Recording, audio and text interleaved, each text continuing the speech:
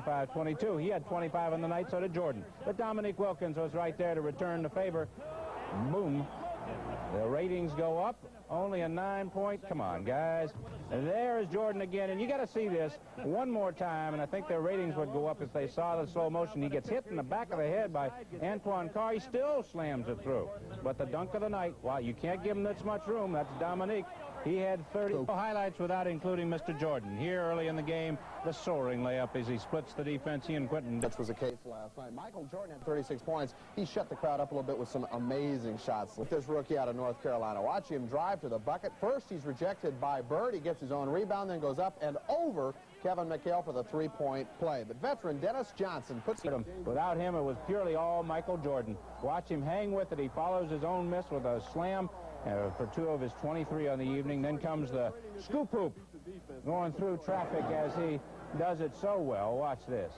Oh, finally off the fast break, the length of the court he goes. Jordan on another one of his famous slams and jams. And the final, Bulls 113-97. Finalists Nance and Irving get buys into the semifinals this time around, with holdovers Clyde Drexler, Darrell Griffith, Dominic Wilkins, and Orlando Woolridge being joined by rookies Charles Barkley and Michael Jordan. The baby Bull declares some deeds which will distinguish him from the veterans. Well, I think hang time has to be a big asset for me, and you know, I guess being able to create things with the wild mind that I have, and with the bigger hands. I have bigger hands than most guys, and I can control the ball a lot better, and that's a big asset too. With the Sixers bringing Barkley and Irving, between them, Philadelphia and Chicago comprise half the field. Playing against his teammate could cause problems for Woolridge, but the Big O does have another advantage.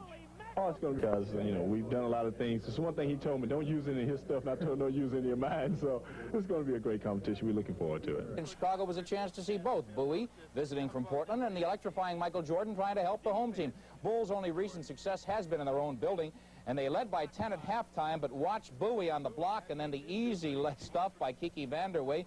And watch him on the half court, a classic pick and roll here. And look at that hang time, beautiful, and Portland's back in it, especially when Clyde Drexler, watch the exquisite control here, and it's a 2-point Chicago lead. But the Bulls just had the horses tonight. Orlando Woolridge, first baseline drive, and he's fouled, a 3-point play. And look at, talk about control of the game and of the basketball, Michael Jordan here.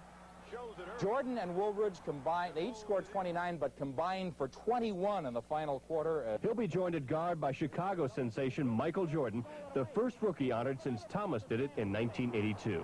4-game winning streak, but a 6-game road losing streak. Into the cap center, Gus Williams with the nice move. Bullets still undermanned underneath, so Gus goes inside. The Bulls still led by 7, and big reason, Michael Jordan. Here he skies for one of his best dunks of the first half of the season.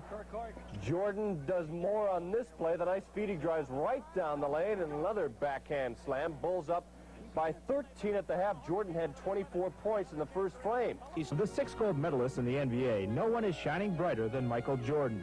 Chicago Bulls assistant Fred Carter says when God made a basketball player, he made Michael Jordan. Jordan leads the Bulls in points, steals, blocks shots, and is second in rebounding. To make the Olympic team, these 12 met Bob Knight's criteria of playing good defense, playing hard, and playing smart. They were selected in some cases over players with more talent, and some have brighter pro futures than others.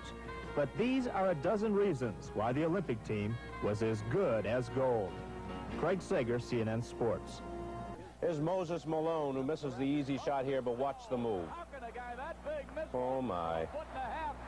2 of his 23 on the evening. What's it take to impress Kevin Lockery? How about this? This is a fast break for you. The doctor at the other end, slam bam. He had 19 on the evening. But the intern, Michael Jordan, counters with a nice move. Softly off the glass he goes. Oh, he had 31 on the evening, won that personal war, and it was 68-57 Philly at that point. That's the way the 76ers moved the ball, though. Watch Barkley. That's 280 pounds right there. Behind the back out, Michael Ray Richardson with a bank shot, 2 of his 23.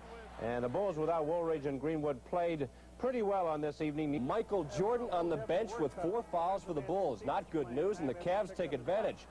Their high-scoring guard will be free. Some fancy maneuvering, switches hands. 18 points in the third quarter. His team goes up by 16 over Kevin Lockery's, but they come back with some power. Joanne Oldham puts him down by 10. Then Jordan comes off the bench. Oldham with the rebound, misses, but Jordan won't work. He comes up with 23 points, but he ends up fouling out. Then the Bulls putting their most dramatic dunking on display for a top prize of $12,000. What more could Michael Jordan ask for? In less than a year, he's been named Collegiate Player of the Year. He's won an Olympic gold medal. He set the NBA on fire, and he's been picked to start in Sunday's All-Star game. Hopefully everything can go as smooth as it has been, and you know, I really have enjoyed my career up to this point, and you know, I have been fortunate to be on the All-Star team, and you know, a couple of Rookie of the Months. So I'm quick and he can jump, and I'm slow and I can't jump. So I don't think I've ever seen anybody perform like he does. You know, you take away his jumping ability, he can still be a great basketball player. I just feel I'm getting a good start, and a lot of people kind of jump to conclusions, but you know, I'm happy for the compliments. Down to two of the rookies from Chicago, Michael Jordan, and he gets a 49 out of a possible 50 for this one right here, but that wasn't going to be good enough. In the Cap Center to take on Washington, Michael Jordan at it again on the evening, switches hands, the reverse bucket goes through. The Bulls run off a big lead, but then Jeff Malone has been playing brilliantly the last month. Puts in 2 more of his 22 on the night. It's a 1-point game at the half, and the Bulls blow it open again in the third. Wes Matthews dishes to Orlando Woolridge, who jams it home. 25 points on the evening, but the man of the day, Jordan. Another reverse, goes the other way, puts it in left-handed this time. They're up by double figures again, and Jordan has 25 to complement Woolridge, and the Bulls get in the playoffs for the first time since Jerry Sloan was the coach 4 years ago. And they're paying a visit, and young Madonna in the crowd. Well, Moses Malone tears down one of his 19 rebounds of the day, and quickly it's stolen and jammed by Michael Jordan. Was he hot tonight? Going head-to-head against Julius Erving, he scores 40 points, but he fouled out of the game. That's the 7th time he's been over the 40-point barrier. But Doc was not impressed. Between the legs, jams it himself. 19 as the Sixers did in Kevin Lockery's team. Charles Barkley got into the jamming parade, hanging on the rim as he often does. Chicago had a chance to tie it. Wes Matthews throws up a 3-pointer that goes off the backboard. Philadelphia holds on to a 116-113 victory, and why not? Jordan and the Chicago Bulls, and the fans turn out to see Michael. But they turned out to see Dominique Wilkins, who had a big first half. He had 30 points on the evening, and the Hawks led 62-58. But the folks were there to see Michael Jordan, make no mistake about it. Watch the power move to the hoop and the easy jumper, and the Bulls took their first lead 74-72. Jordan finished with 33, many coming into high altitude. Forget Rookie of the Year. He's going to be up there for MVP.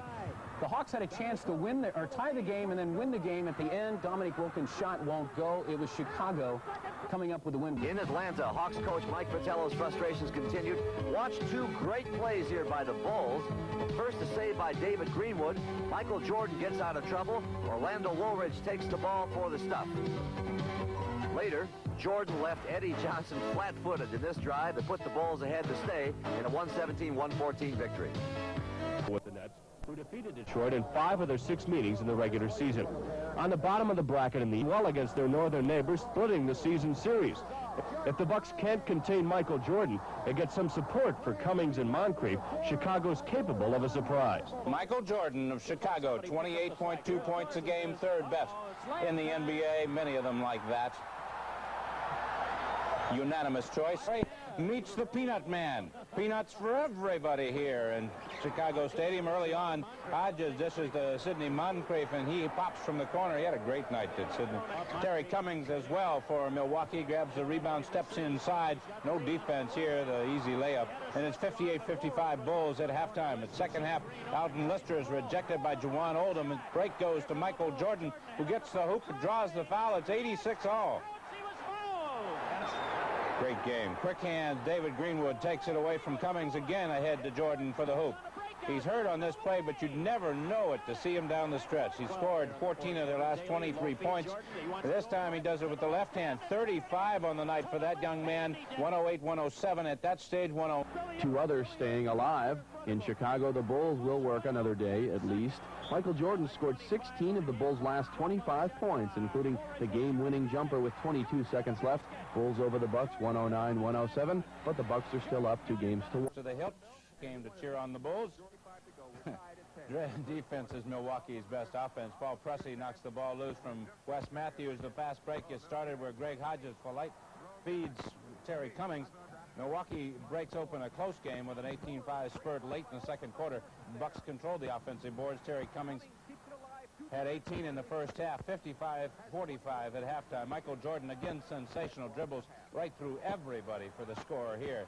He had 29 on the night. Milwaukee then pulled away with free throws. Terry Cummings had 6 from the line in the final minute of play where they iced it. 105-97, the final score. Milwaukee wins that series 3-1. Jackson looked like he had some good moves, but there's another man on the Bulls team who's had great moves all year. It's not Dave Corzine, it's Michael Jordan. He gets the rebound here. He had 29 points on the night.